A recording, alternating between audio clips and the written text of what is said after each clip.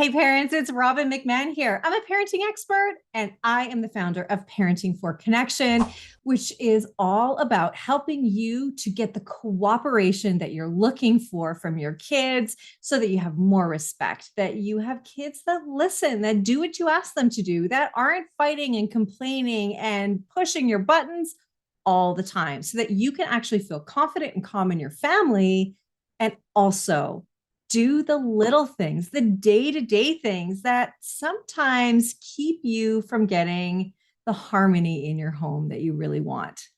I want to let you know that I have been doing this work for many, many years, and I come from being a really stressed out mom. I was always working when my kids were little, and I can tell you that balancing work and being a mom to my kids was at times overwhelming. I was definitely burning the candle at both ends. And the thing for me is that I always felt like at work, I had control, that I had confidence, that I was able to be the one that people came to for ideas and advice and for answers. But when I got home, I was like the one that everybody wanted to blame, that everybody was complaining to, that everybody was complaining about. And my kids weren't listening to me. They weren't doing what I asked them to do. I was so frustrated. Why is it I could have control and confidence at work, but have zero confidence in my parenting and in what this behavior in front of me means and how to handle it? I just didn't know how. So it is the start of a new year, and I'm going to show you 4 things that you can start doing right now, today, that is going to help create the momentum that you need to get more cooperation, to get better listening, and ultimately so that you can feel confident in your parenting and calm in your parenting, so you can have that harmony in your home that you want, so that you can grow the family that you always wanted. And I know you love your kids. I know you have great kids, and I know you have good times together. And I'm here to talk to you about the times that are frustrating. I don't need to know about the good times as much as I need to know about the bad times, because that's where I can help. And my invitation to you is to subscribe to this channel if you haven't already. And for you, if you're here, book a call with me. Let's talk. I have a program that will get you to a new place in your parenting and change your family dynamic for the better within 2 months, just 60 days. If that sounds good to you and you want to know more about that, then book a call with me now. The link is down in the description below, and I would love to talk to you. There is no judgment. There is no criticism whatsoever. I get what it's like to struggle in your parenting. I've struggled too. So I want you to feel really comfortable booking a call with me, and we'll just talk about what's going on and how I can help. If you're not sure if my program is right for you, I want you to know that there is nothing that I can't handle and can't help you walk through, from toddler tantrums to the teenage years. I handle all of it, from social media to tantrums. If you're not sure if my program is right for you, listen to some of my raving fans and what they have to say. First, I have Kristen. She is a mom to 4 kiddos, and she says, this year, I've learned so much about myself and how I can change the way I show up for my kids. Thank you so much, Robbin McManne, for all you have done for my family this year. I can't wait for 2023. And Tara says, this year, I have been calmer and more patient with my kids, and I feel like I meet most of their frustration and anger with calmness and acceptance. What if you have a child that goes to sleep really late, that doesn't seem to want to settle in at bedtime, and then they're up all night, constantly coming into your bed, waking you up, and you can't get any sleep? Well, this is one of the problems one of my clients had. Although this may seem like a small comment, it has a massive effect in her life because she's not getting any sleep, and therefore it affects everything from work to home life. And she says, we are finally making headway in the sleep battle. That is huge for her. Her 4-year-old is terrorizing sleep time and nighttime, and they're finally, with the work that we've done together, able to get their little one back to bed and stay in bed. That is a huge win for many parents. And I cover that and so much more. So book that call with me and we'll talk about everything that's affecting you in your parenting. So let's talk about the 4 things that you can do right now that are going to help pave the way to you having harmony in your home and you feeling more calm and confident in your parenting. First thing that I want to tell you to do is pause. Pause. Not this video, but pause yourself. Take a moment when you feel triggered, when that emotion starts rising up in you, to just pause for a moment. What I want you to know is that whatever situation is in front of you, whatever you're facing, isn't an emergency. Now, if your child's hurt, if there's a potential for someone to get hurt, of course, that's an emergency. You go and you act. But most of the time, what we're dealing with in parenting isn't an emergency, but we react like it does. And we often go into fight or flight. And that really is a survival level response, as if our survival is being threatened for a day-to-day problem in family life. It's really incongruent to the situation. So you can pause. And when you pause, it gives you a chance to calm yourself down, to calm your nervous system down. And also, it will help to calm your child down too, because they co-regulate off of us. So in the pause itself, the reason you're doing it is for quite a few different reasons. One, to get yourself back online and to take a deep breath. That will help you.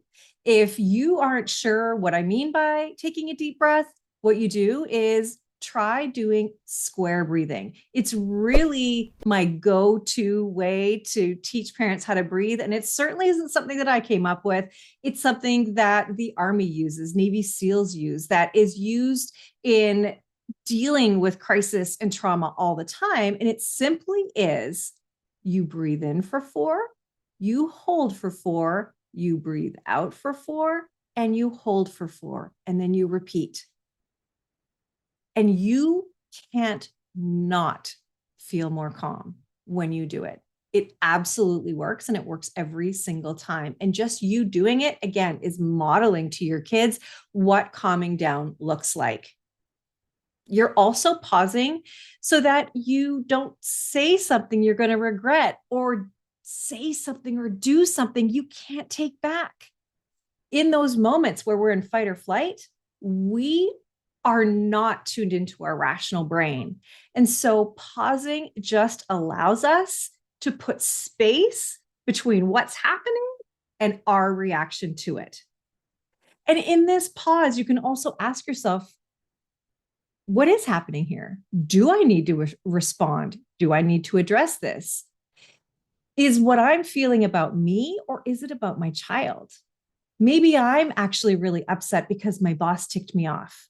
I can tell you, my boss, when I was working in my corporate job, he was the reason I got upset at my kids a lot of the time, because something at work triggered me, or I was stressed about something and I let it out on them. I know I did, and I wish I hadn't, but that's life. And I've learned from it and we move on. And this isn't about being perfect either, right? Pause when you remember to, pause when you can. And if you don't pause, it's okay. Go easy on yourself too. That's okay. So with pausing, put a little note somewhere for yourself to remind yourself. Put it on the fridge, put it inside the cupboard. If you're in the kitchen, put it wherever stuff goes down. For me, it was always the kitchen. It was always the kitchen, because the kitchen led into the family room, and that's really where everybody seemed to be. So I needed to have those reminders, which I absolutely did. I had Post-it notes. I had a whole sheet of paper with reminders for what I needed to do. And that's what helped me, because again, when you are in that fight or flight mode, sometimes you forget what to do. And so I needed those prompts. I actually would have it in a cupboard, and I opened the cupboard and I would just take a moment. I would pause, I would breathe, and those reminders would be right there for me. Next, I want you to listen to your kids more. We are so good at talking. We are so good at telling them all the ways that they need to do things and all the ways that they've done something wrong. And we often go, and we want to teach them. We want to teach them about the real world. We want to teach them about the future, but we aren't there yet. Let's deal with what's right in front of us. And listening means that you are trying to get their side of things, that you are trying to understand where they are coming from. And when you listen, your child feels heard. Your child feels that you've paid attention to them. Your child feels that what they have to say is important to the most important people in their lives, their parents. And it feels good to be heard. It feels good to be listened to. And if you can add repeating back what you heard your child say, that is even better, because that way you can prove to them that you heard what they said or correct it if what you heard isn't right. We often listen to respond. We don't really listen to understand. And it's natural and normal for us to do that because our brains are always looking to compare. Our brains are always looking to validate what's being said based on what we've experienced. And that doesn't really help us in the moment because it takes us out of the moment and takes us away from the person that we are speaking to. So when you're talking to your child and they have something to say, or they come to you and they want to talk to you, listen to what they say. And if you don't have time in that moment, say, hey, babe, hold on a second. I'm just doing this. And as soon as I'm done, I'm going to come and find you. And then you can tell me everything. Does that sound good? And then you just have to do it. You just have to do what you said you were going to do. And that's going to feel good for them. And when they know that you really, truly listen to them, they don't feel like they have to hustle as much to get your attention. They don't feel like they have to hustle as much or repeat or feel anxious that they don't know if you're listening or not, because you're showing them that you are. It really is the feeling like somebody really gets me. And so they really want to feel gotten. And when was the last time somebody really got you? Didn't that feel great? Well, this is the same gift you're going to give your kids every day. The next thing I want to talk to you about is to not take it personally. In fact, it's never about you. The way our kids act, what they say, the attitudes they have, the eye rolls they have, their refusal to do what you ask, very often has nothing to do with you. What it has to do with is what they're feeling, what they're needing, and the skills that they may or may not have in this moment. So when your child is feeling feelings or has that need that isn't getting met or just doesn't know how to communicate, sometimes they go to communicate with us and we're over here and we're in our own world of our own feelings, our own needs, our own stresses, our own past pain, and our own triggers. And our kids will inevitably, but unintentionally say and do things that trigger us.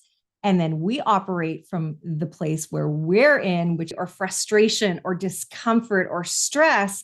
And so our child goes to communicate with us and we communicate with them and we completely miss the mark and it ends up being a much bigger problem. The thing is that when your child has behavior you don't like, instead of taking it personally, instead of saying to yourself, well, my kid is a jerk or my kid is so rude, instead, remember, it's not personal. They're coming from their own space of feelings and needs and lack of skill.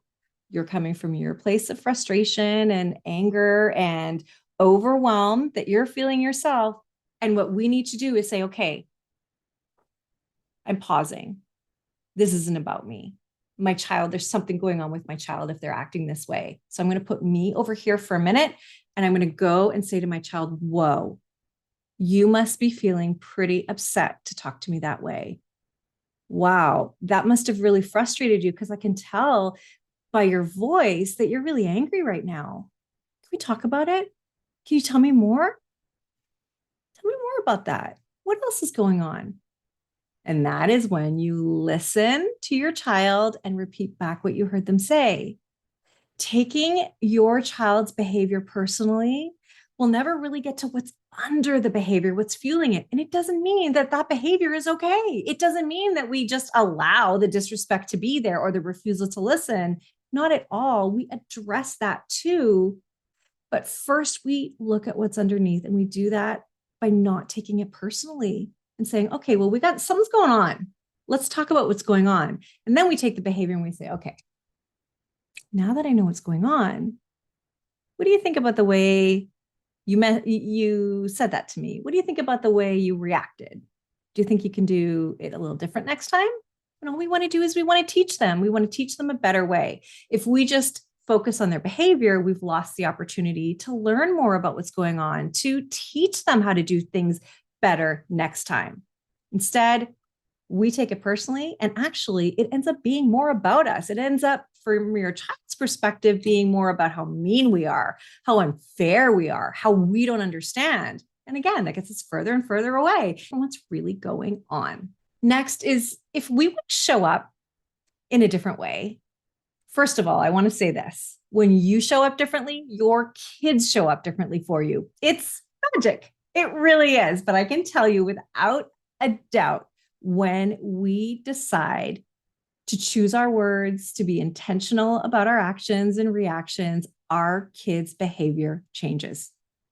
It just does. It works every single time.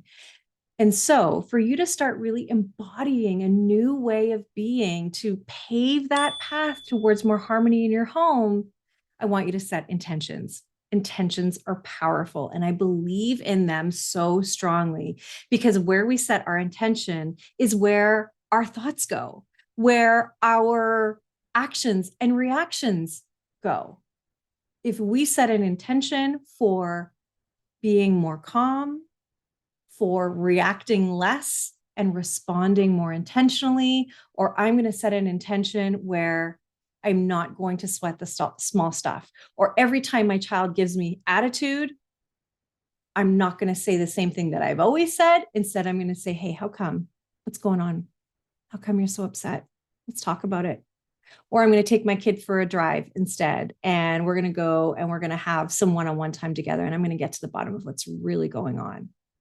So setting an intention means that you wake up in the morning, and there's that moment between sleeping and the alarm maybe going on snooze a couple of times, where you can just think about the day ahead of you and decide how you want to show up for your day. So my intention is to not let the little things that my kids do upset me. Or my intention is to remind myself that my kids are just learning and growing. My intention is to go easy on myself and remind myself that I am doing a great job, or I'm doing the best job I can. And with intentions, that's how you want to show up for your day. But one of the things that I want you to know is that if you set an intention when you're reunited with your kids, so after school, after daycare, after work, just before you're reunited with them, set an intention again and visualize that for yourself. Visualize yourself at ease with your kids. Visualize yourself going through the day-to-day things that you do, from dinner time to bath time and bedtime. Visualize yourself handling things at ease. There is so much more that I can show you and I can teach you, from the exact words that you can say to knowing exactly what to say and do when you're faced with behavior that you don't like. And I would love to talk to you more about that. So please do book a call with me. The link is in the description below. I am available for you all the time. And I want you to know that if you're struggling in your parenting, I can help you get to a new place in as little as 60 days. How would that feel if you knew that you could spend the rest of 2023 and beyond feeling confident in your parenting, having more patience, and having kids that listen, that do what they're asked, that you enjoy being with, doing simple things or big things like big trips or just going to the park and the store. Thanks so much for watching. Don't forget to subscribe.